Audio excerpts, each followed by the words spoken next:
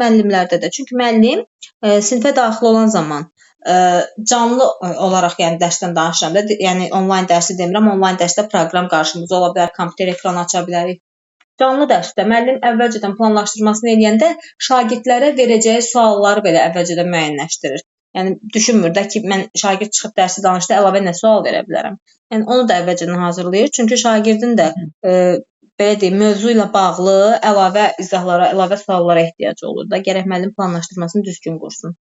Sonra bəs Sevil müəllimə, inteqrativlik nə deməkdir? Integr sözü özü nə deməkdir? Bir də neçə növü var?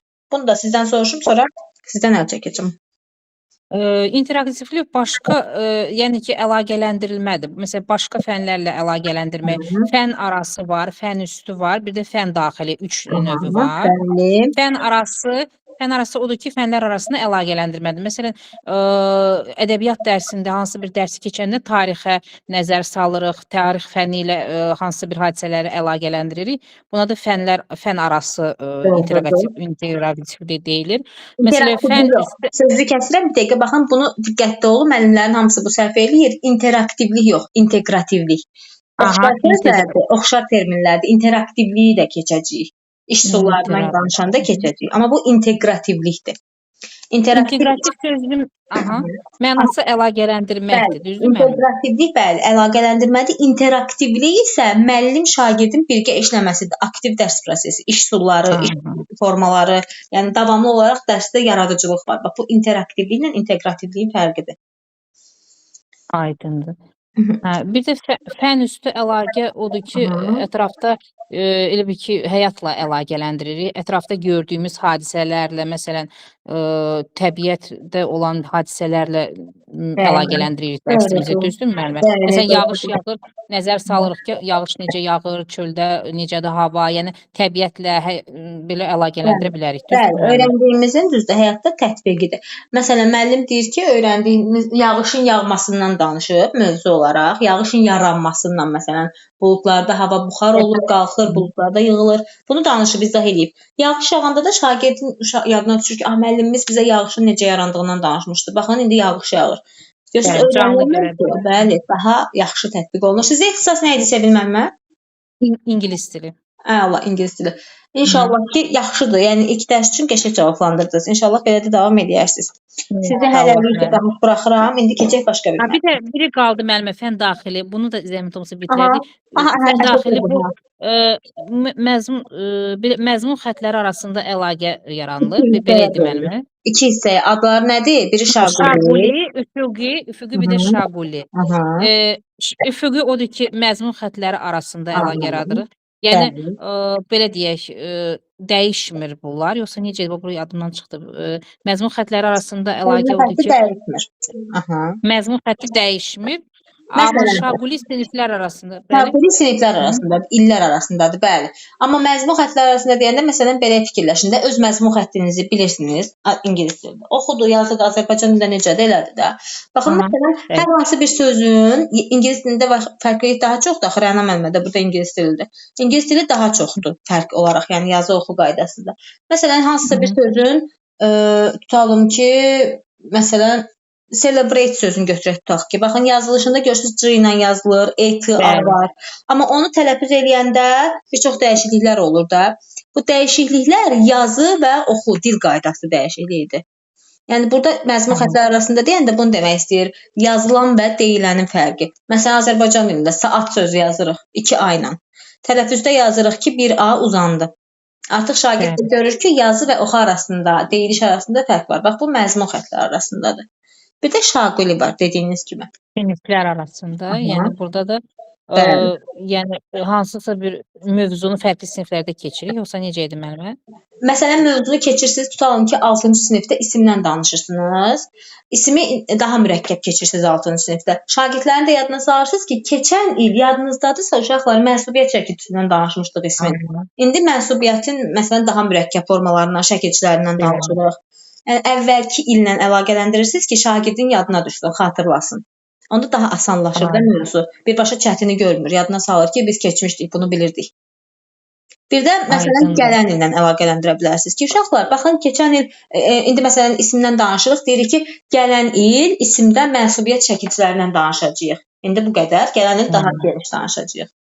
Siniflər illər arasında olur. Bəli. Aydın. Mənim bir də bir sualım var. Siz bayaq mənə sual verdiniz. Nəticə yönümlülükdə dediniz açar söz hansıdır? Açar söz o əvvəlcədən planlaşdırmaq. Əvvəlcədən. Bəli, testlərdə görəcəksiniz əvvəlcədən. Yəni işi əvvəlcədən qururam, nəticəni əvvəlcədən görürəm. Oldu müəllimə, çox sağ olun. Siz də sağ olun. Əla. İndi keçək Rüfanə müəllimə sizə. Belə sıra ilə baxıram, sıra ilə adlarınızı çəkirəm. Axşamınız xeyir Rüfanə müəllimə. Gəlin sizdən belə bir sual verim sizə. Baxın, biz deyirdik ki, kurikulum nədir? Kurikulum deyəndə nə başa düşürdük? Kurikulum müəllim 3 dənə anlayışımız var idi. hə, təhsilin məzmunu, təşkili, qiymətləndirməsi bağlı bütün məsələlər özündə əks etdirən konseptual sənətdir. Bəli. Baxın, bu məzmun, təşkil, qiymətləndirmə, bu əla. Əzbər bildik. Bunun açılışını necə deyə bilərsiniz? Necə izah edə bilərsiniz? Məsələn, siz mənə deyirsiniz, mən bilmirəm ki, məzmun, təşkil, qiymətləndirmə nə deməkdir? Necə izah edə bilərsiniz? Yəni dərsin məzmunu nədir? Keçirilən mövzu. Məsələn, mən bu gün sizə nəyi keçirəm? Kurikulum nədir? Bu mənim məzmunumdur. Hə, təşkil məzmununu necə keçmək Bəli, necə keçirilməsi? Məsələn, qrupla da keçirə bilərsiniz, fərdi də keçirilə bilər, iş üsullarından da istifadə edə bilərsiniz. Bəli, qiymətləndirməsi də ki, mənim dərsin verilən qiymətdir də. Elə deyil mi? Bəli, bəli. Keçirilən dərsin sonunda qiymətləndirilməsi, dəyərləndirilməsidir. Şagirdi də qiymətləndiririk və qiymətləndirmənin demişdik müəllim üçün effektiv cəhəti nədir? Əsas effektiv cəhəti. Özünü qiymətləndirmək. Bəli. Hə, özünü qiymətləndirir. Bəli, burada müəllim özünü də qiymətləndirir. Müəllim elə bir şagirdlərin nə dərəcədə qavrandığını, yəni özün də qiymətləndirir də ki, uşaqlar hansı dərəcədə öyrənib. Yəni belə başa düşdün də, yəni 30 uşaq varsa, onun 25-i qəbul edir, müəllim orada öz nəticəsini də çıxardır da ki, yəni uşaqlar nə dərəcədə götürür. Doğrudur, bəli. Əgər şagirdlərdən amma çoxu yaxşı bacarmayıbsa, yaxşı öyrənə bilməyibsə, müəllim fikirləşir, ola bilsin dərsi düzgün bəli. Dərsi məsələn yeni bir şeylər, yəni uşaqların anlaya biləcəyi bir şeylər. Bəli, bəli. Biz bunu gələcəkdə sizlə danışacağıq bir neçə dərs sonra. Biz burada deyəcəyik ki, inkişaf yönümlülük həyata keçirilməlidir. Əgər qiymətləndirmə zamanı çətinliklər varsa, məsələn şagirdlərin geriliyi varsa, öyrənilən mövzu az şagird tərəfindən qavranılıbsa, deməli müəllim ya mövzunu düzgün saatlarla bölməyib, düzgün genişliklə bölməyib. Ola bilər ki, mövzumuz tutalım ki, 2-45 dəqiqəlik mövzuymuş, bölməliymişəm, amma mən bunu bir 45 dəqiqə keçirmişəm. Bu da şagird üçün mürəkkəbdir. Ona görə burada müəllim öz işini qiymətləndirir. Mən onu da üzr istəyirəm, elə bir indi tam qavradım. Yəni kurikulum sözünün mənası, yəni dərsin içində olan bir şeylərdə məzmunu, qiymətləndirmə. Bəli, kurikulum bizə nəyə görə kömək edir? Kurikulum niyə var? Keçirilən mövzunu necə keçib, necə qiymətləndirməyimizi göstərmək üçün. Yəni keçirilən mövzular içərisində də mənası edirsə, həm məzmunu, qiymətləndirmə təşkildə, yəni Düzdür. Düz başa düşmüsünüz. Baxın, məsələn, indi bundan sonra keçəcəyik dərsin təşkili hissəsi. Təşkil iş formalarıdır, iş üsullarıdır. Başa düşdüm, sual cavab elədim. Bəli. Kitabda olan da hamısı var. Yəni bu içərisində olan hər bir sözü də mövzularda görəcəksiniz. Yəni məzmun, təşkil, qiymətləndirmə hamısı mövzuların içində var.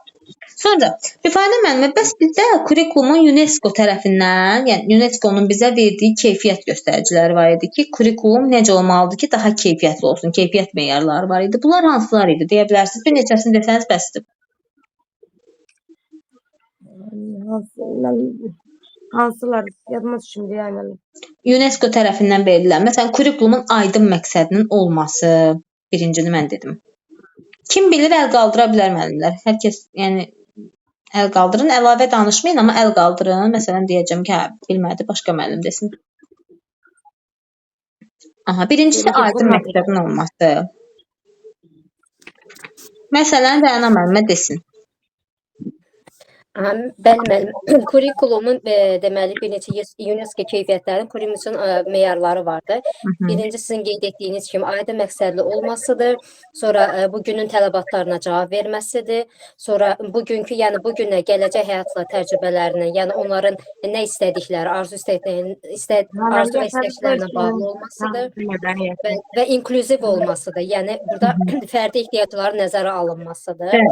Sonra şagird yönümlü olmasıdır. Bu da vacibdir. Bir də açıq çevik. Açıq və çevik olmasıdır, bəli. Bir də ardıcıl əlaqə var. Ardıcıl əlaqəni ayrıca soruşmaq istəyirəm. Baxın, ardıcıl və əlaqəli deyəndə nə başa düşürsünüz? Yəni kurikulumda dərslər necə olmalıdır ki, ardıcıl əlaqəli olsun? Dərslər mütləq bir-birindən ardıcıl şəkildə əlaqəli olmalıdır. Yəni mən bu gün misal üçün ismi keçirəmsə də, ismi tamamlanmamış, hansı onların hallar bir neçə, yəni ismi tam mövzunu bitirməmiş digər bir mövzuya mən keçid edə bilmirəm. Bəli, düzdür. Xronoloji ardıcıllıq, mövzu ilə bağlı ardıcıllıq, bəli. Məsələn, lap asanlaşdıraq, tutalım ki, Novruz bayramından danışıram. Keçəl kosa şəkli var, səməni var. Keçirəm, gəlirəm birdən-birə qardan danışıram, qışdan danışıram.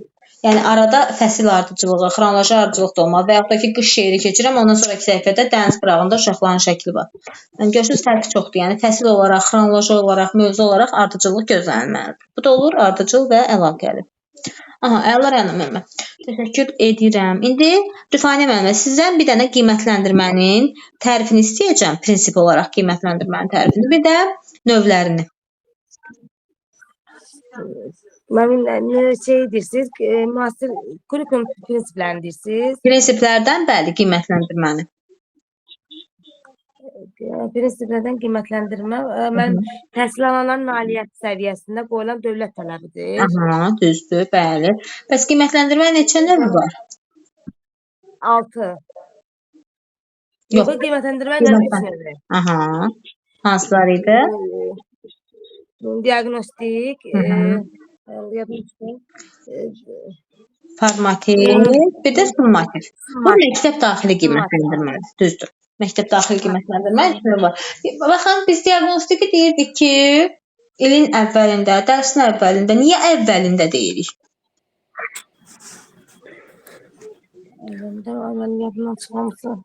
Baxın, ona görə narahat olmayın, olan işdir. Sual cavabda biraz yavaş-yavaş açılışacaqsınız, düzələsiniz. Baxın, qiymətləndirmədə, diaqnostikdə belə bir şey var ki, əvvəldən, ilin əvvəli, dərsin əvvəli, fəslin əvvəli, sonunda da ola bilər, amma əsas məqsəd nədir? Əsas məqsəd odur ki, şagirdi tanımaq, şagirdin mövzu ilə bağlı bilik səviyyəsini yoxlamaq. Məsələn, dərsin sonunda da keçirilə bilər, hansı ki, ilin sonunda da keçirilə bilər, hansı ki, məsələn, yeni şagird gəlib, yeni müəllim gəlib, bir-birlərini tanımalıdırlar, bilik səviyyələrini öyrənməlidirlər və yaxud da ki, günün əvvəlində, tutalım, yeni mövzu keçəcəm, bu mövzu ilə bağlı bir neçə sual cavab edirəm ümumi, sorğu aparıram. Görün, bu uşaqların bu mövzudan xəbəri varmı, nə dərəcədə bilirlər? Bəlkə elə yaxşı bilirlər ki, mən bu mövzunu səthi keçərəm, daha əlavə işlər görərik, testlər işləyərik. Yox, elə ola bilər ki, mövzunu heç bilməzlər, mən daha mürəkkəb keçməli olaram. Yəni, mənə yol göstərən bir şeydir diaqnostik qiymətləndirmə. Nəticə yönlülük nə idi, Rüfani müəllimə? Məmnuniyyətçən dövrü, yəni əvvəlcədən müəyyən olunur, yəni əvvəlcədən müəyyən olunur. Bəli, nəticənin əvvəlcədən müəyyənləşdirilməsi. Yəni, açıq sözdə... Əvvəldən sonraya da, açıq sözü də. Bəli. Geriyə planlama deyirik də, biz buna planlaşdırmada danışacağıq. İşlərimizin əvvəlcədən, sonluğun əvvəlcədən müəyyənləşdirilməsi. Bu olacaq nəticə yönlülük. Bəs biz deyirik ki, şəxsiyyət yönlülükdə idrak, ünsiyyət, psixomotor var. Bax, bu idrak, ünsiyyət, psixomotor nələrdir? Hansı bacarıqlardır? Həyati bacarıqlardır. Hərəsinə bir dənə nümunə deyə bilərsiniz gəlsiyə ilə. Çünki prinsiplərdə gəlsiyə çox vacibdir. Mən elə bir şey oxumuşam. Bir o sarı atdığınızı oxumuşam.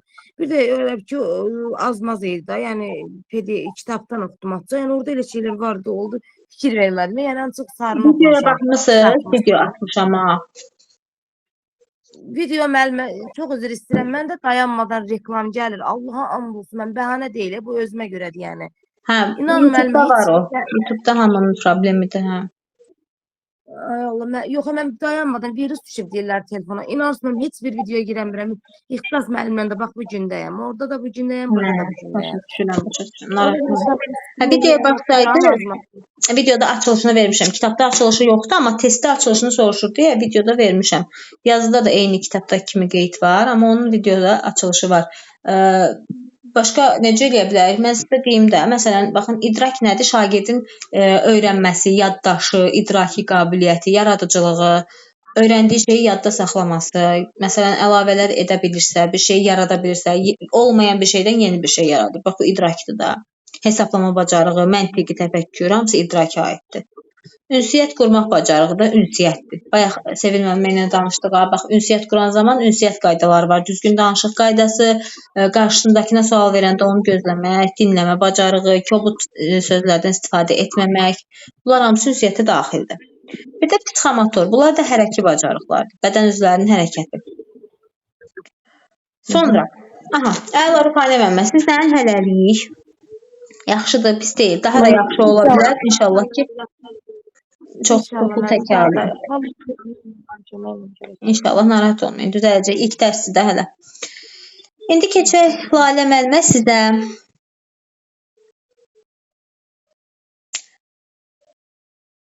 Axşamınız xeyir Lalə müəllimə. Öyrənmisiniz dərsi? Sual verim. Bəli, bəli. Tamam. Lalə müəllimə, baxın, belə bir sual verəcəm sizə. Apet. Apet nə deməkdir?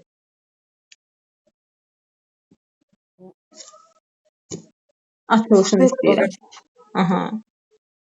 Yəni plan apet baş hərfləri ilə deyək, aktuallıq, aktuallıq, prinsipiallıq, şeydir. Aktuallıq, effektivlik, aktuallıq, praktiklik, effektivlik, davamlılıq. Baxın, apedin baş hərflərinə görə deyirik də, biz aktuallıq A, praktiklik P, effektivlik E, davamlılıq da D. Aped, oldu aped. Aped nədir? Aped deməli keyfiyyətli kurikulumun göstəricilərindəndir. Yəni bunu aped kimi yadda saxlayın da. Yəni belə əlavə kimsə soruşanda aktuallıq, praktiklik, effektivlik, davamlılıq belə açıb demək lazımdır. Sizə sadəcə testlərdə rahat tapılması üçün köməkçi variant olaraq aped qoymuşuq da bunu. Yəni aped kimi düzəltmişəm ki, tapanda testlərdə sizə rahat olsun baş hərfləri. Müəllimə, üzr istəyirəm, necə idi yazardım da mən bir dənə. Aped. Bəli, aktuallıq, praktiklik, effektivlik, bir də davamlılıq. Yuxarıdan aşağı baxanda aped olur baş hərfləri. Axırıncı nə idi müəllimə? Davamlılıq, davamlılıqdır. Lalə müəllimə, indi bizə kurikulumun prinsipləri olan belə deyim də, prinsiplərindən biri olan inteqrativlik haqqında məlumat verə bilərsinizmi? Neçə növü var? İnteqrativlik nəyə deyilir? İnteraktiv olaraq ki, həyatlarla əlaqə, fənlərlə istinadda açar sözü. Həyatla əlaqə, fənlərlə istinad. Həyatla əlaqələndirmək, bəli, fən üstü inteqrasiyadır. Ümumiyyətlə, inteqrativlik özü əlaqələndirmə deməkdir. Integr sözü latın sözü olub dilimizə gəlib. Integr əlaqə. İnteqrativlik də əlaqələndirmək. Və bu inteqrativliyin faydası nədir deyəndə, baxın, faydası odur ki, şagird görür ki, keçirilən mövzunu biz həyatda da görə bilərik. Keçirilən mövzu təkcə mövzu olaraq dərsin içində qalmır. Həyatda da bizə kömək edir, davamlı istifadə edirik.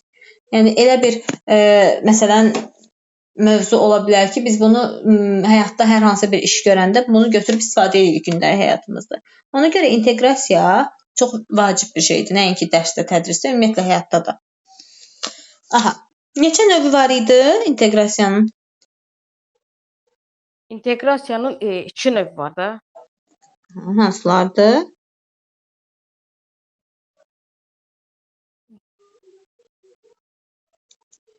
Hansılar idi Lalə müəllimə? Gəlin, bu dəfə Sevil müəllimə, siz cavab verin. Əl qaldırmısınız, buyurun. Demək, 3 növü var inteqrativliyin. İnteqrativliyin fən arası, fən üstü və fən daxili. Düzdür, bəli. 3 növü var. Fən arası odur ki, fənlər arasında əlaqələndirmədir. Fən üstü həyatla əlaqələndirilir. Fən daxili də 2 yerə bölünür. Üfüqi və şaquli. Üfüqi məzmun xəttlər arasında əlaqələndirilmədir. Şaquli isə siniflər arasında Bəli. əlaqələndirilmədir. Allah, doğrudur. Doğrudur, Sevim müəllimə. Lalə müəllimə yadda qaldı? Bəli, hə. Tamam. İndi bir dənə də belə bir sual verəcəm sizə. Lalə müəllimə, məktəb daxili qiymətləndirmə hansılardır? Kiçik summatik qiymətləndirmə, böyük summatik qiymətləndirmə, bir də diaqnostikdir. Bir dənəsi qaldı. Kiçik summativ, böyük summativ, summativə daxildir. Aha, diaqnostik, bir dənə də qaldı. 3 növü var idi. Gündəlik keçirilən hansı idi? Gündəlik qiymətləndirmə. Formativ qiymət. Bəli, o da olur formativ, düzdür. 3 dənə qiymətləndirmə növü var. Diaqnostik, formativ, summativ. Desək ki, summativin necə növü var, onda deyərik ki, böyük və kiçik summativlər. Aha. Əla, indi keçək sizə, deməli, Tünzalə müəllimə sizə. Aça bilərsiniz mikrofonu. Tünzalə müəllimə çıxdı. Onda baxaq görək Rəna müəllimə. Mikrofonunuzu açın. Aha, tamam. Rəna müəllimə, Tünzalə müəllimə qoşuldu. Tünzalə müəllimə bir dəqiqə görək cavab verə biləcək. Səsimi açmaq istədim, getdi bütün. Olan işdir. Tünzalə müəllimə, sizə bir dənə qəşəng sual verəcəm şagird yönlülükdən. Hansı ki, biz deyirik ki, şagirdin marağı, istedadı, potensialı. Bax, mənə qəşəng bir dənə situasiya qurun şagird yönlülükdən. Yəni bu şagird yönümlülük haqqında danışım, yoxsa özün nəsə qurum bu barədə? Özünüzdən situasiya qurun. Şagird yönümlülüyü necə həyata keçirə bilərsiniz şagirdlərinizlə? Nə etsəniz şagird yönümlülüyü həyata keçirmiş olursunuz? Əsasən bu şagird yönümlülükdə şagirdin istedadı, potensialı üzə çıxmaq üçündür da. Elə bir dərs quraram ki, məsələn, bu şagirdin bilirəm ki, istedadı, bacarığı nəyədirsə, tutaq ki, bu mənim dərsim təsvir incəsənətdə ümumiyyətlə, o rəsmdə bacarığı çox gözəldir. Yaxud da rəsmdə yox, musiqidə bacarığı gözəldir, səsi gözəldir. Mən öz dərsimdə, məsələn, rəssamlıqla bərabər tədbir kimi bir düzənləyə bilərəm ki, tutaq, hansısa bir bayram tədbirləri olur, bayraq günü olsun. Bayrağa aid rəsmlər çəkilibsə, deyərəm, bayraq dərsində bir dənə gözəl bizim milli mahnılardan ifa eləyə bilərsən, sənin səsin gözəldir. Onun səsini üzə çıxarmaq üçün. Olar, bəli. Yaxud da başqa şeyə bacarığı varsa, texnologiyada, tutaq ki, mən rəsmdə texnologiya. Deyəcəm ki, bir dənə bayraq düzəlt. Rəngli kağızdan bayraq düzəlt. Bəli, plastildən, rəngli kağızdan nəsə bir şey düzəlt. Məsələn, onun potensialını üzə çıxardaram o dərsdə. Şagird də yaxşıdır ki, onun artıq marağı daha da çoxalır. Öyrəndiyi, bildiyi şeyi daha da çox eləmək istəyir həvəslə. Çünki bilir ki, müəllim artıq bunun istedadını gördü. Müəllim artıq uşağa hörmət edir, ona bir fərd kimi yanaşır, onun nəzərə alır istəyini. Bu da şagird üçün daha yaxşıdır ki, motivasiya verir ona. Yəni dayanmır. Bilirsiniz nəyə görə mənim fənnim yox, başqa fənləri irəli sürdüm? Çünki mənim fənnimdə zaten təsviri incəsənətdir də, təsviri incəsənət şəkil çəkəcəklərdə uşaqlar. Onsuz da mən bilirəm ki, hansı uşaq çəkir, çəkə bilmir. Burada artıq başqa potensialı, başqa bacarıqları olan uşaqları üzə çıxartmaq lazımdır, bilmək lazımdır. Onların marağına uyğun dərs keçmək lazımdır. Bəli, yəni şəkil çəkə bilməyən uşaq varsa da sinifinizdə məsələn, onun oxşar əlaqələndirib şəkil çəkə bilməsə belə, təsvir incəsənətə oxşar bir fənnin istedadını ortaya çıxarda bilərik. Ki, yəni məcbur deyil də, çəkə bilmir, indi neyə bilərik? Əlavə başqa bir fəndən əlaqələndirə bilərik. Aha. Həm də bu kurikulum özü də mənə yön göstərir, nələrsə öyrədir, öyrənirəm ki, məsələn, gələn mən inşallah qəbul olsam məktəbə, hansısa bir sizin bu öyrətdiklərinizdən nəticə çıxardıb istifadə edib İnşallah. dərslərdə. Əlbəttə kurikulum üçün də elə. Yəni boş-boşuna imtahan üçün öyrənmirik. Dərsdə onu tətbiq etmək üçün. Yəni imtahanda yazmaq xətrinə yox. Həm də öyrəndim, imtahandan keçdim, gərək onu sinifdə tətbiq edeyəm, uşaqlarla işləyəm. Aha, Təki keçib. inşallah. Deməli, indi İnşallah. belə bir sual verəcəm sizə. Baxın, deyirik ki, tələb yönümlülük, heç tələb yönümlülükdən danışmamışıq. Siz danışın görə tələb yönümlülük haqqında. Burada şagirdlərin tələblərinə uyğun, məsələn, o tələbatı daha doğrusu nədir əsas? Ona uyğun dərs keçilməlidir. Yox, şagirdlərin yox. Tələbat, yəni ki, cəmiyyətin, həmin dövrün tələbatı nəyədirsə, onu nəzərə alır. Bəli, cəmiyyətin dövrün, bəli. Yəni, belə deyək də, nümunə olaraq, məsələn, qoy bir dənə nümunə göstərim, yadınızda qalsın. Məsələn, pandemiya dövrünü yadınızda saxlayan, həmin dövrdə nəyi tələb elədilər? Dedilər ki, onlayn dərs keçin, eyni mühitdə olmasın insanlar, bir-birlərinə virus keçir. Bax, bu dövlətin tələbi idi də, bunu tələb olaraq qoydu, qaydadır qoyub, biz də buna əməl edirik. Tələb pozulanda artıq bizim bir növ vəzifəmizin pozuntusudur, vəzifəmizi düzgün icra etməməyimizdir. Və yaxud da ki, pandemiya dövründə dedilər ki, axşam məsələn, həm də müharibə dövrünün üst-üstə düşürdü də, gecə saat 8-dən 9-dan sonra çölə çıxmağa icazə yox idi. Saatla icazə alırdıq pandemiyada. Bax, bunların hamısı pandemiya dövründə olsa, əlavə gündəlik bir həyatda da qaydalar, tələblər var da, həm rəhbərlik tərəfindən, iş yerimizdən, həm yaşadığımız cəmiyyət tərəfindən, məsələn, qapalı məkanlarda siqaret çəkməyə icazə verilməyən qayda var. Məsələn, qapalı məkanlara maskasız giriş olmaz, belə bir qayda var idi. Bax, bunların hamısı tələbdir və bu tələbin pozuntusu olarsa, mən deməli, vəzifəmi düzgün icra etməmiş sayılıram. Tələbat nəzərə alınmalıdır. Bəs Tünzalə müəllimə, biz deyirik ki, kurikulum ədalətli və inklüziv olmalıdır. Necədir bu ədalətli və inklüziv olmaq? Yəni, necə olmalıdır ki, ədalətli, inklüziv olsun? Ədalətli, yəni ki, şagirdlərin, necə deyim, tələbinə, o dərsin,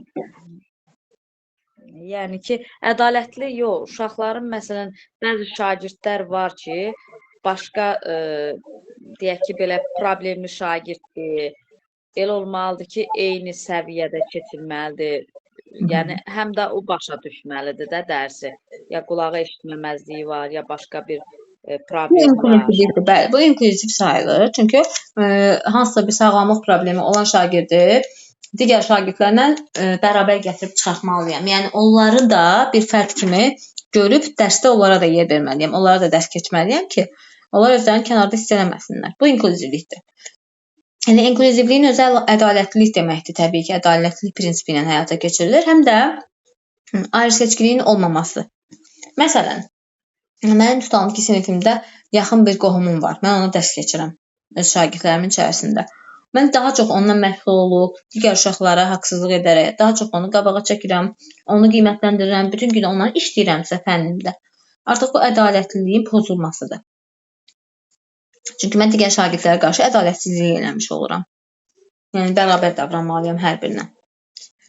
Yəni, dərs elə keçilməlidir ki, həmin o problemli şagird başa düşə bilsin, həm də o birilər də başa düşsün. Həm də ayrı seçkili olmamalıdır. Bunu əzdim, onu yaxud əzləməyim. Yəni, eyni cür dərs keçilməlidir, eyni formada. Bəli, müəllimlərə ən əsas belə bir tələb olunur da müəllimlərdən ki, bütün şagirdlər, sinifində 40 uşaq varsa, 40-ına da eyni gözlə baxmalısan. Ən oxuyan, ən əla uşaqdan, ən belə deyim də, sakit, özünü göstərə bilməyən, oxuya bilməyən uşaqlara qədər. Hamısı bərabər olmalıdır. Mən müəllimə elə bir şeylə rastlaşmışam. Problemli uşaq olmayıbdı, amma valideyni belə deyək ki, olmayıb da bu uşağın. 8 martda uyğun dərs keçmişdim, məsələn. Tapşırmışdım ki, hamı evində valideyni üçün belə bir şey hazırlayıb, plakat kimi bir şey tapşırmışdım. Kim ki hazırlamasa, gətirməsə, məsələn, ona 2 yazacam da. Valideyni üçün hazırlayacaq və valideyninə bunu göstərəcəklər dərsdən sonra.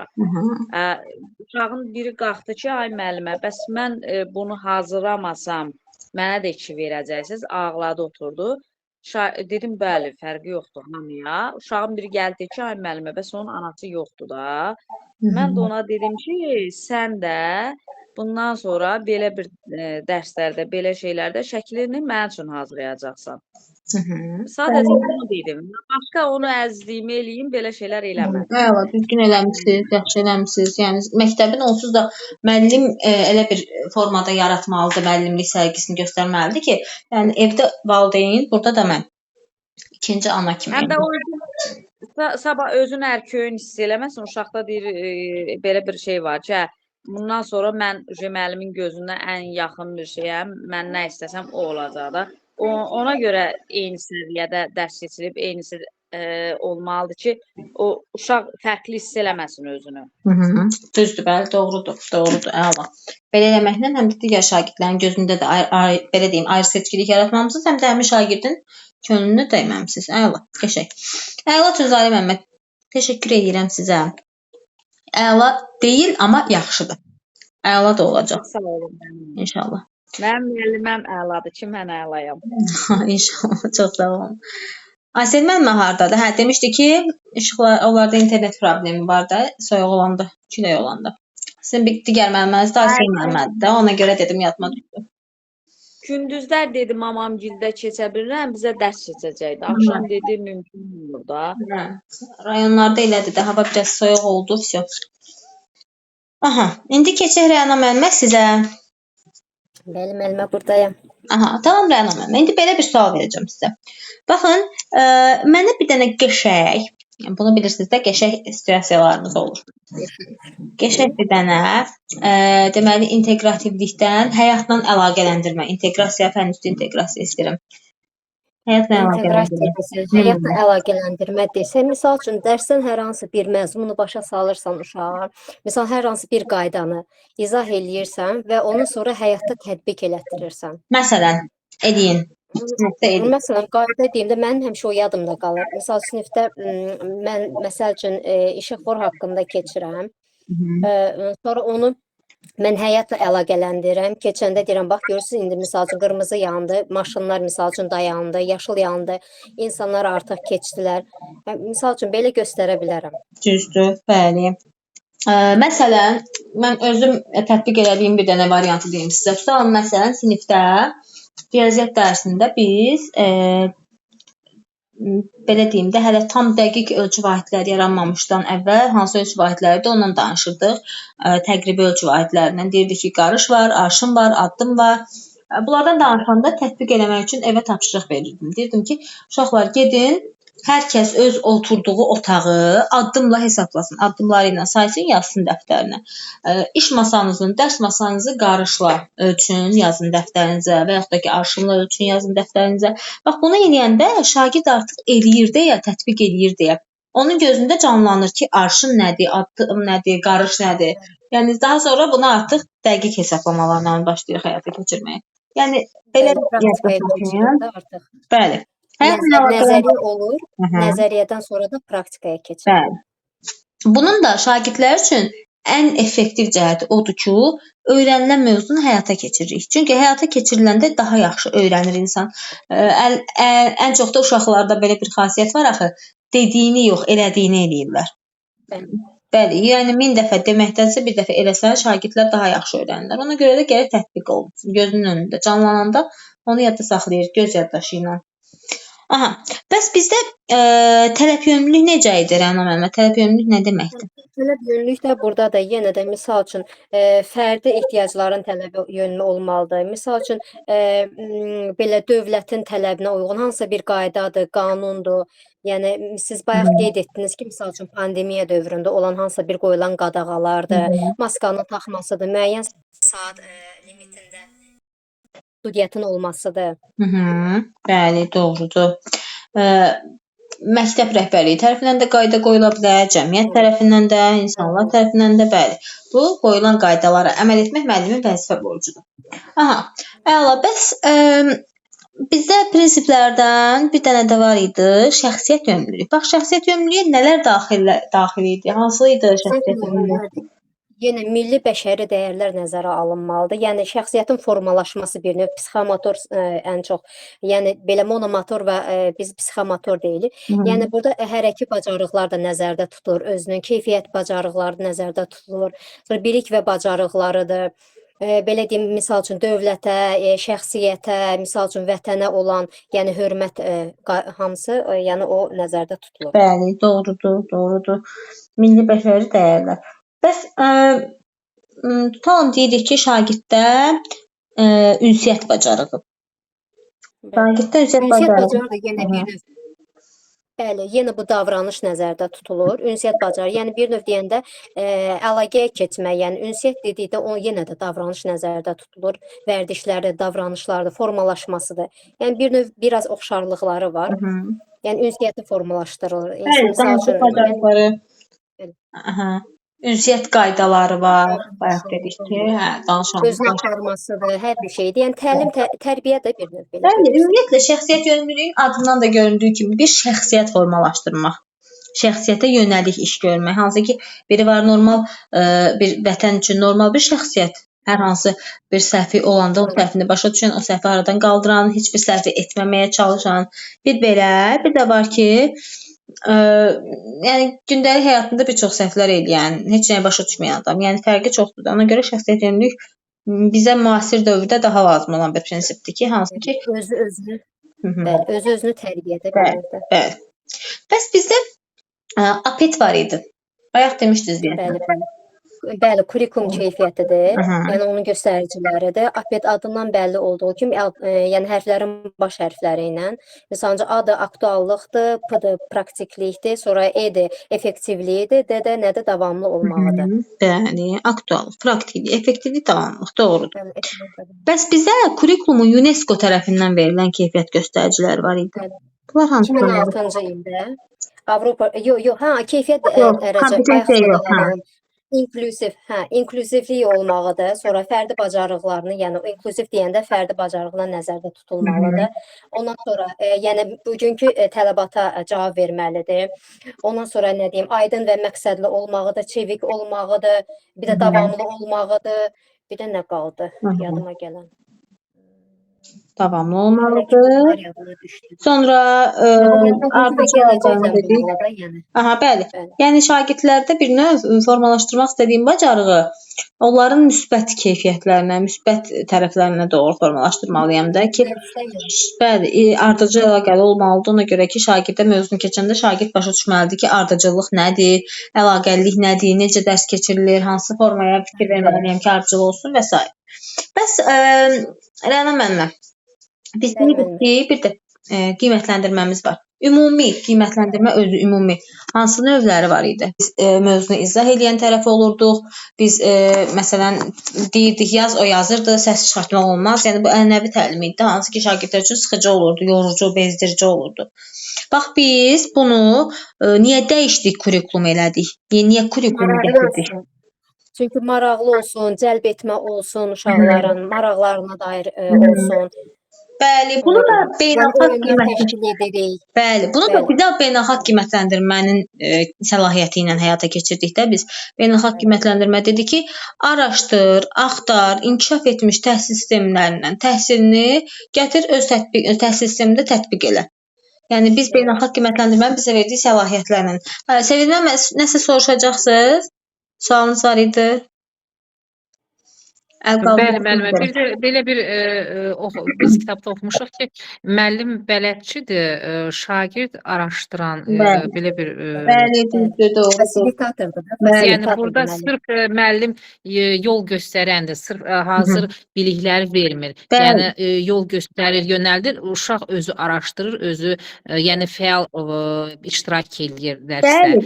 Sırf dinləyir, hazır məlumatları almır, özü araşdırır, özü də iştirak edir. Bax belə bir kurikulum bizə bunu gətirib. Yəni doğrudur, şagirdlərdə araşdırma bacarığı, tədqiqat bacarığı formalaşdırırıq. Biri var, mən deyim ki, uşaqlar, saytlar bunlardır. Başlasın saytları deyim, yazsın. Bir də var deyim ki, uşaqlar gedin saytları araşdırın, tapın. Saytlar haqqında hərəniz 2 dənə söz yazın. Məsələn, saytların növlərini verirəm, qruplaşdırın. Yəni biri var mən deyim, onlar yazsın. Hazır şəkildə informasiyanı verin. Bir də ki, informasiyanı araşdırmaq üçün onlara zəmin yaradın. Bu daha maraqlı olur. Araşdırırlar, araşdırdıqları zaman daha yaxşı öyrənirlər, öyrənəndə də daha yaxşı motivasiya alırlar. Aha. Bəli. Rəna müəllimə, indi belə bir sual verəcəm sizə. Baxın, biz dedik ki, kurikulumda bir də nəticə yönümlülük var. Nəticə yönümlülük niyə nəticə yönümlülükdür? Çünki yəni əvvəlcədən planlaşdırılır və o planın sonunda dəyər verilir, qiymətləndirilir. Bəli. Ki necə tətbiq olundu, necə keçirildi. Doğrudur. Əvvəlcədən planlı şəkildə olur. Nəticəyə əvvəlcədən bəli gedirik, müraciət edirik. Hansı ki biz nəticəni əvvəlcədən planlaşdırsaq, görürsünüz, planlaşdırma deyirik. Planlaşdırmada da, bəli, planlaşdırmada da nəticə yönümlülükdən danışırıq, yenə də əlaqələndiririk də mövzuları, görürsünüz, eyni mövzuda yenə keçəcəyik. Planlaşdıran zaman da müəllim üçün də effektiv olur, müəllim üçün də vaxt itkisi olmur, müəllim üçün də öyrənir, effektiv olur. Məsələn, müəllim də özü öyrənir ki, o da öyrənməni görürsüz, kömək eləyir. Müəllim də öyrənir, müəllim də planlaşdırmanı öyrənir, görür ki, planlaşdırma ona nə qədər faydalıdır, araşdırır, daha nələr eləyə bilərəm. Sonra öyrənmək bu kompetensiyada da var idi, öyrənməni öyrətmək. Mən bizdə kurikulum bir də görüm düzgünmü yadımda qal. 2008 idi hə bizdə. Bəli, tətbiqi 2008. Bəli. 2008. Dəqiqləşdirmək. Deməli, bir dənə də belə bir sualım olacaq sizə. Baxın, mən deyirəm ki, tutalım. Şagirdlərdən tutalım 4-5 dənə şagirdim sinifdə idmanla məşğul olur. Onlar idmana gedirlər. Hər hansı bir idman sahəsi ilə, biri futbolla məşğul olur, biri judo ilə və s. Mən də dərsimi keçəndə, idman dərsində deyirəm ki, uşaqlar, bu gün zala düşməyək, idman zalına. Gəlin sinifdə özünüz əlavə dərsləriniz varsa onları eləyin, şahmat açın, oynayın və s. Amma digər uşaqlar baxıram ki, narazıdırlar. Mən burada hansı prinsipi pozuram? Burada bir dəqiqə Şagird yönümlülüyü. Şagird yönümlülüyü. Bəli, şagird yönümlülüyü pozuram. Şagirdin çünki marağını nəzərə almıram, istedadını nəzərə almıram. Çünki bir dəfə məndə olub belə bir şey, ibtidai deyə biz çox idman keçmirik də, yəni arada bir, ayda bir dəfə bəlkə düşürdərəm zala. Deyirəm ki, oturaq namaz işləyə, riyaziyyat işləyə və s. əlavələr. Uşaqların hamısı narazılıq edir. Ay müəllimə, mən judoya gedirəm. Judoda müəllimim mənə öyrədib, istəyirdim bunu sizə göstərim. Nə bilim, biri deyir ki, mən futbol oynayıram, bunu istəyirəm sizə göstərim. Gördüm ki, yox, artıq bezirlər də. Çox riyaziyyatda görəndə bezir uşaqlar. Ondan sonra baxın, bizə də öyrənmək davam eləyir də. Uşaqlarda, şagirdlərimizdə gördüyümüz situasiyalardan biz də nələrsə öyrənirik. Hansısa səhv eləyəndə, məsələn, mən heç fikirləşməzdim ki, uşaq qayıdıb mənə o söz deyər ki, ay müəllimə, siz də riyaziyyatdan bezmədinizsə, bildikdə riyaziyyat bilirsiniz. Qayıdıb mənə deyir, biz də idman bilirik də, biz də istəyirik idman eləyək. Həqiqətən başa düşdüm ki, yəni həyati bacarıqlar təkcə bu fənlərlə, yəni dayanmır da, fənlərlə bazalanmır ki, mən durum özüm lazım olan fənni keçim. Amma riyaziyyat da, yəni bir fən olduğu kimi idman da fəndir. Onun bəlkə gələcəkdə o üzrə gedəcək o uşaq. Ondan sonra yəni hər dəfə normal idmanını keçirəm ki, uşaqlar görən mənə qarşı bir kin-küdurət yaşayır ki, ancaq riyaziyyat keçirik, riyaziyyatdan bezdik. Ona görə mən bilsiz nə üçün belə duruxdum bayaqları. Mən onu taksonomiya ilə tapmaq istəyirdim. Ona görə bizdə taksonomiyada da vardı. Ona görə biraz duruxdum. Düzdür, taksonomiya ilə də əlaqələndirə bilərsiniz, düzdür. Sadəcə hələ müəllimlərin çoxu üçün ilk dəfədir də, yəni taksonomiyaya gəlib beynimizi yandırmayaq. Hələ taksonomiyaya keçmirik. Sonra, Rəna müəllimə, bəs şəxsiyyət yönümlülükdə idrak ünsiyyət psixomotor hissəsi var idi.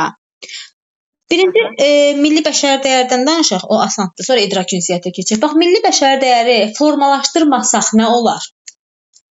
Yox, artıq biz gələcəyə, yəni cəmiyyətə, yəni şəxsiyyət, yəni verə bilmərik də doğru düzgün şəkildə. Bəli, normal normal şəxsiyyət formalaşdıra bilmərik ki, hansı ki bizə müasir dövrdə belə deyim, ən əsas vacib olan prinsipdir ki, şəxsiyyət yönümlülükdə dövlətə, vətənə, millətə xeyirli bir üzv olsun da. Bir dənə prinsiplərdən, bax bu milli bəşəri dəyər hissəsinə situasiya qura bilərsinizmi? Ya pozulması, ya da həyata keçirilməsindən? Bəli, həyata keçirmə deyəndə, yəni vətən sevgisini aşılaya bilərik biz, böyüklərə hörmət aşılaya bilərik. Yəni bir insan misal üçün danışarkən, ünsiyyət qurarkən onun sözünün kəsməməyindən, dinləməyindən, Bilmirəm, sizə demişdim, sizin qrupa mı bu nümunəni çəkmişdim, ya hansı qrupa? Məsələn, başıma gələn bir hadisədir. Açıq dərsə getmişdik bir dəfə. Açıq dərs müəllim qonaq çağırmışdı açıq dərsə. Deməli getdik. Açıq dərs də Zəfər günü ilə əlaqəli idi. Zəfər günü ilə bağlı məlumat verdi müəllim, uşaqların hərəsi bir kompozisiya hazırlamışdı. Gəldilər, danışdılar, rəhbərlik falan hamı oturub da.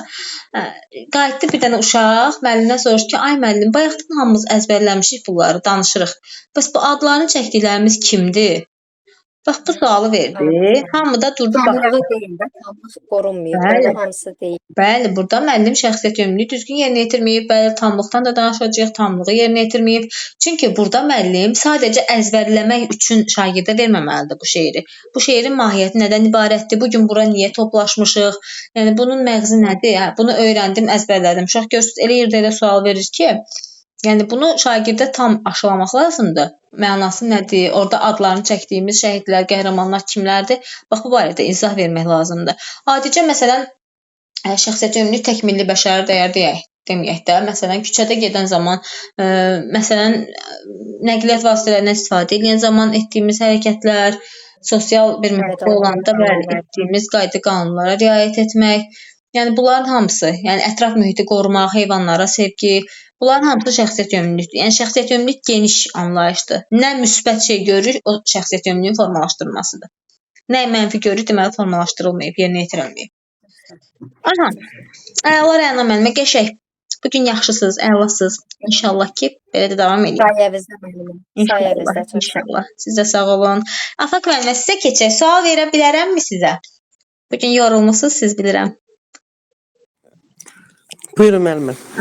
Deməli, Afaq müəllimə, baxın, bayaqdan müəllimlərlə danışırıq ki, kurikulum konseptual sənətdir.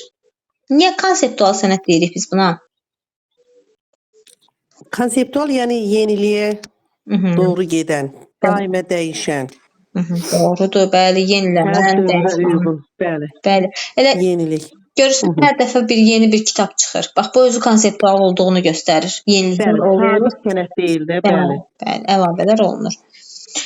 Aha, bəs APET nə idi? Afaq müəllimə, yadınızdadırmı APET? APET keyfiyyətli kurikulumun bəli. Aktuallığı, praktik olması, effektliyi və onun davamlığı. Doğrudur, bəli, aktuallıq, praktiklik, effektivlik, davamlılıq. Bəs kurikulum necə olursa, hansı şərtlərə əsasən ədalətli və inklüziv olar? Yəni nə olsa, nə eləsək sinifdə biz ədalətlilik göstəricisi eləyə bilərik, inklüziv təhsil göstəririk. Bütün şagirdlərlə eyni formada davranmaq. Düzdür. Şagirdlərin fərqliliyini nəzərə almaq. Bəli. Fərdi ehtiyatları nəzərə almaq. Doğrudur, bəli. İnklüzivlik belə bir anlayışdır ki, məsələn, əgər şagirdin fiziki olaraq, psixi olaraq, məsələn, biz buna təkcə fiziki, psixi deməyək də, yəni irqi olaraq belə, irsi olaraq da belə bir problemi, bir fərqliliyi varsa, o özünü digər şagirdlərdən, insanlardan şagirdlər üçün əlçatan olmalıdır. Bəli, əlçatan olmalıdır. Özünü fərqli saymamalıdır, özünü geridə saymamalıdır. Doğrudur. Bəs biz deyirik ki, kurikulum açıq və çevik olmalıdır. Açıq, çevik necə olur? Məsələn, açıq və çevik olması, yeniliklərlə uyğunlaşma, inteqrasiya edilməsi. Bəli, davamlı olaraq yeniliklər olur. Məsələn, biz də o yeniliyi tez tətbiq eləməyə başlamalıyıq. Tez dərslərimizdə istifadə eləməyə başlamalıyıq ki, hər kəs biz deyirik ki, yenilikləri öyrənmək. Elə müəllimlərin bax bu sertifikasiyası, davamlı olaraq yeniliklər çıxır, yeniliklər var tədris prosesində və müəllimin də bunları öyrənməsi. Bax, bunların elə hamısı çevik olmaqdır da, yəni müəllimin çevik etmək istəyirlər ki, müəllim davamlı olaraq hər yenilik gəlsin, bu yeniliyi öyrənsin. Bəs bizdə var idi, deməli, nəticə yönümlülük. Nəticə yönümlülük necə idi? Tərifi yadınızdadırmı? Bəli, nəticə yönümlülük nəzərdə tutulan təlim nailiyyətlərinin əvvəlcədən müəyyən edilməsidir. Bəli, əvvəlcədən düzdür. Sonda Bəli, dərsin sonunda şagird nəyi mənimsəyəcəksə, onu öncədən planlaşdırmaq, öncədən müəyyənləşdirmək. Doğrudur, bəli. Öncədən planlaşdırmanı həyata keçirmək. Aha, bəs biz əgər deyiriksə, qiymətləndirməmiz deyirik ki, 3 növü var da. Məktəb daxili, beynəlxalq, bir də milli. Milli bir də beynəlxalq qiymətləndirmə. Bunlar necə olur? Bunlar hansı formada həyata keçirilir? Formativ, summativ, diaqnostik məktəb daxili qiymətləndirmənin növləridir. Bəli. Aha. Bir də milli qiymətləndirmə. Milli qiymətləndirmə necədir? Milli qiymətləndirmə məktəblər arasında olur. Bəli, düzdür. Aha. Beynəlxalq qiymətləndirmə isə ölkələr arasında. Bəli. Ölkələr arasında olur və bunlar da 5 ildən bir dəyişən qiymətləndirmədir. Yəni 5 ildən bir həyata keçirilir. Məsələn, başqa ölkədə inkişaf etmiş təhsil sistemi varsa, onu gətirib ölkəmizə gətiririk, tətbiq edirik. Ölkəmizə belə tətbiq edirik. Bəli, məktəblər arasında məsələn 5-ci siniflər arasında çox fərq var. Tutalım 2 yaxın məktəbdə. Baxırıq ki, niyə bu qədər fərq var? Niyə bu qədər səviyyə olaraq ayrımcılıq var? Yəni əgər 5-ci sinifdirsə hər ikisi 5-dir, tədrisdir, eyni tədrisdir, eyni kitabdır. Nədir bu fərq? Bu fərqi, belə deyim də, geriləməni aradan qaldırmaq üçün başlayırlar tədbirlər həyata keçirirlər. Bu da milli qiymətləndirmədir. Afaq müəllimə, bəs biz şəxsiyyət yönümlülüyü həyata keçirən zaman nələrə diqqət yetirməliyik? Şəxsiyyət yönümlülüyü ümumiyyətlə necə olan bir şeydir? Nələr var onun içərisində? Şəxsiyyət yönümlülükdə təhsil alanda milli bəşəri dəyərləri formalaşdırmaq lazımdır. Onlarda idrak, ünsiyyət, psixomotor fəaliyyətləri əsasında həyati bacarıqları üzə çıxarmaq. Düzdür, bəli, psixomotor. Biz psixomotor bacarıqlar nəyə deyilir? Necə bacarıqlardır bunlar? İdraki bacarıq onun beyninlə əlaqəli olandır. Psixomotor hərəki fəaliyyət. Düzdür, bəli, hərəkət, bədən üzvlərinin hərəkəti. Biz ona başqa nə deyirik? Keçmişik sizlə o dərsləri. Bədən kinestik. Bəli, bədən kinestetik zəka, düzdür. Bir də ünsiyyət.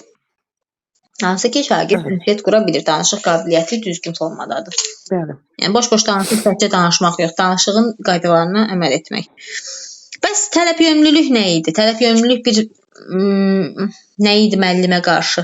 Müəllimin nə idi, belə deyim də, vəzifəsidir. Onu deyim, nə deməkdir? Ümumiyyətlə, bu milli kurikulumun 6 prinsipi hər bir müəllimin borcudur. Bəli. Onun vəzifə borcudur.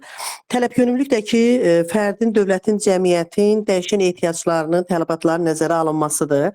Yəni, yeni qaydalara uyğun İKT bacarığını bilməlidir müəllim. Yəni, yenilik nə varsa, həmin yenilikləri öyrənib şagirdlər üzərində tətbiq etməlidir. Bəli, doğrudan. Qaydalara tabe olmalıdır. Yeni qaydalara tabe olmaq lazımdır. Bax, burada bunu yaxşı dediniz. İKT bacarıqları, İKT savadlılığı. Bəli, yenilik varsa onu biz öyrənmək. Bəli, yenilik harda, müəllim orada.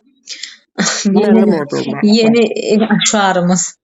Bəli, baxın, deməli İKT bacarıqlarını yaxşı vurğuladınız. Burada müəllim məsələn sualın yazıdır, mövzunun dərslərini yazı formasında hazırlayıb canlı lövhədə təqdim etməlidir. Ağıllı lövhədə təqdim etməlidir. Flash-kartda yığıb gətirib təqdim etməlidir. Açıq dərsdir və müəllim kompüter aça bilmir. Gəlir, qurdalayır, çıxarda bilmir. Bax, bu İKT savadlılığının olmamasıdır və bu da dövlətin müəllimdən istədiyi tələbdir, müəllimdən tələb etdiyi bir bacarıqdır, savadlılıqdır. Bunu yox, edə bilmirsə, əgər İKT bacarığın yoxdursa, deməli sən düzgün tələblərə düzgün əməl etməmisən. Yaradıcılıq, yenilik qabiliyyətin yoxdur. Bax, bunların hamısı müəllimdən tələb olunan bacarıqdır. Bunlar da sonra sizlə keçəcəyik biz dövlət standartlarında tələblər, bax bunlar da hamısı müəllimdən şagirdlərə tətbiq etməli olduğu bacarıqlar tələb olunur. Bəs bizim inteqrasiyamız müəllimdən tələb etdiyi. İnteqrasiya. Necə müəllimə? İnteqrativlik neçə yerə bölünür? İnteqrativlik təhsildə məzmun komponentlərin bir-biri ilə bir də həyatla əlaqələndirilməsidir. Bəli. Var fənlər arası, fən üstü. Bir də fən daxili. Bəli. Fənlər arası inteqrasiya necə idi? Fənlər arası inteqrasiya iki və ya daha artıq fənin bir-biri ilə əlaqələnməsidir. Bir dənə Məsələn, inteqrasiya kimya ilə nümunəsi biologiya, geografi. fizika ilə riyazi, Məsələn, nümunə tarixlə göstərmək ədəbiyyat. üçün öz fənninizdən əlaqələndirin. Məsələn, kimyadan əgər mən hər hansı bir maddələrin tərkibini, quruluşunu, xassələrini şagirdə öyrədirəmsə, onların yaranmasını təbiət dərsində də şagirdlər keçib. Biologiyada da onların quruluşu haqqında məlumatları var. Həmin fənlərlə əlaqələndirə bilərik. Bu oldu fənlər arası. Fənlər arası. Fən daxili. Fən daxili inteqrasiyanın özünün iki növü var. Şaquli və üfüqi. Əgər keçdiyimiz dərsi istər əvvəl və ya sonra hər hansı bir dərslə əlaqələndiririksə, bu üfüqi inteqrasiya olur. Tutaq ki, mən şagirdlərə bugün metallar dərsini keçirəm və belə bir sualla müraciət edirəm ki, məsələn, keçən dərs orada özü çaşdırmayın. O şaqulidir. Onu demək istəyirəm. O şaqulidir, düzdür. Yəni, illər başında sinif nərdivan kimi fikirləsin, şaquli xət, üzü aşağı yuxarı. Bu, bəli, illərdir, siniflərdir. Üfüqidə bəs? Üfüqidə bir sinifin daxilində. Məsələn, məzmun xətləri. Məzmun xətlərini əlaqələndirə bilərik. Tutalım, sizin məzmun xətlərinizdən birini götürün. Məsələn, indi sizdə məzmun xətti nədir? Kimya.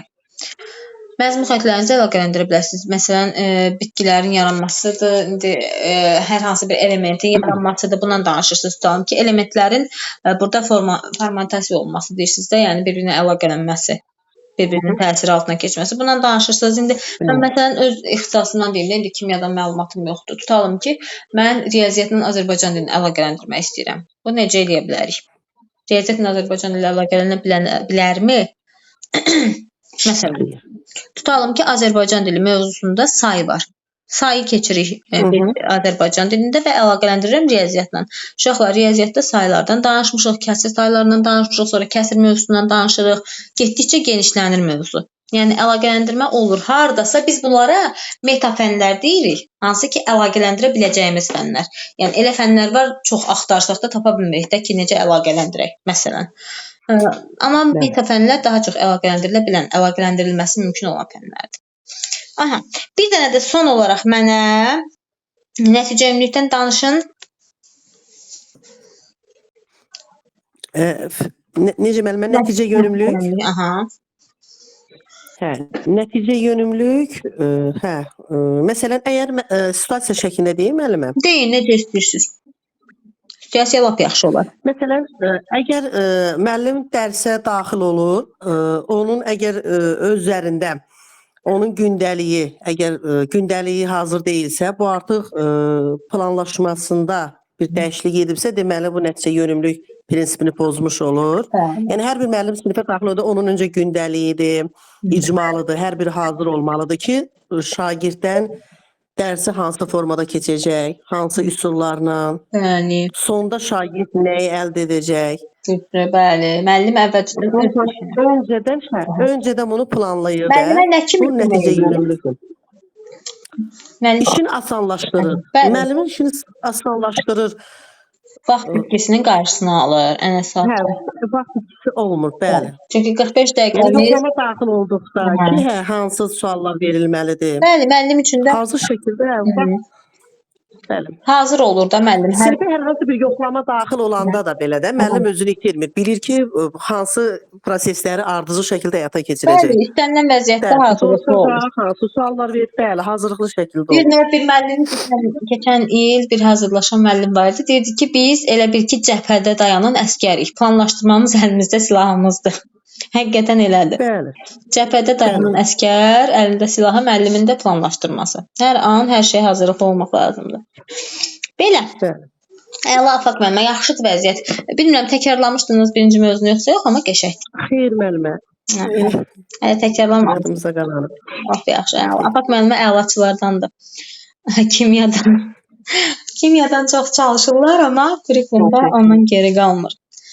Əla. Deməli, indi müəllimlər keçək yeni tapşırığımıza, ikinci mövzumuza.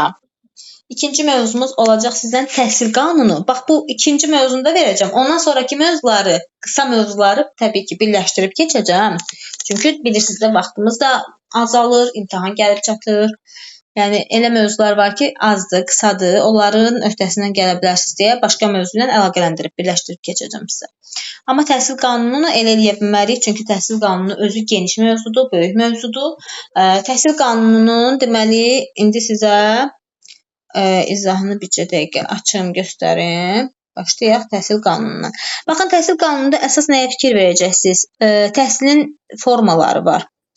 Təhsilin deməli, təhsil alma formaları var, təhsilin formaları var, pillələr var, səviyyələr var. Hansı ki, biz bunları əzbər bilməliyik, mütləq əzbər. Çünki bizə hər hansı qarşımıza çıxan testdə lazım olan şeylər də həm də müəllimin bilməli olduğu bir şeydir. Çünki müəllim dərs keçir, bunlardan istifadə edir.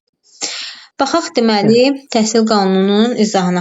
Və bir də yadda saxlayın ki, təhsil qanununda hüquq vəzifə hissələri var. Bax, hüquq vəzifələr daha çox lazımdır sizə. Çünki sizə bunu sertifikasiyalarda laf əsas, yəni imtahanda hüquq vəzifələrdən, müsahibədə də sual verə bilərlər. Yəni istənilən halda müəllimsən hüququndan danış, müəllimsən falan vəzifəni necə həyata keçirirsən.